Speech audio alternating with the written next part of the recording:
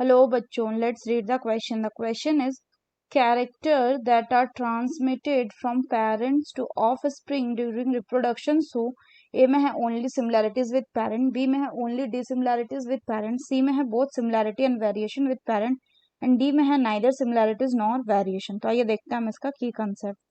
तो अगर हम बात करें इसके की कंसेप्ट की, तो इसका की कंसेप्ट हो जाएगा इनहेरिटेंस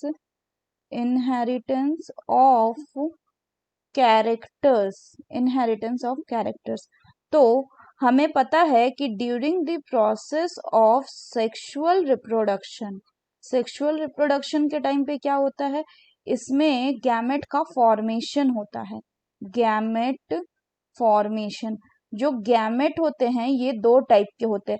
एक होता है मेल गैमेट और एक होता है आपका female gamete and the female gamete.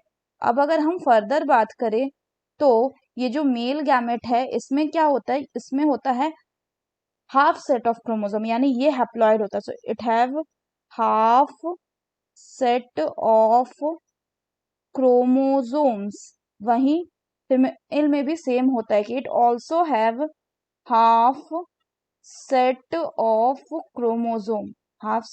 Chromosome. तो अब इससे क्या होगा, ये दोनों जब फ्यूज करेंगे और फ्यूज करके जो बनाएंगे उसको हम कहते हैं जाइगोट. और ये जाइगोट होता है डिप्लॉयड यानी 2n. यानी ये जाइगोट में क्या होगा, तो दिस जाइगोट विल ये जाइगोट जब एम्ब्रियो में डेवलप करेगा तो उसके पास क्या होगा, it will have characters from both the parents.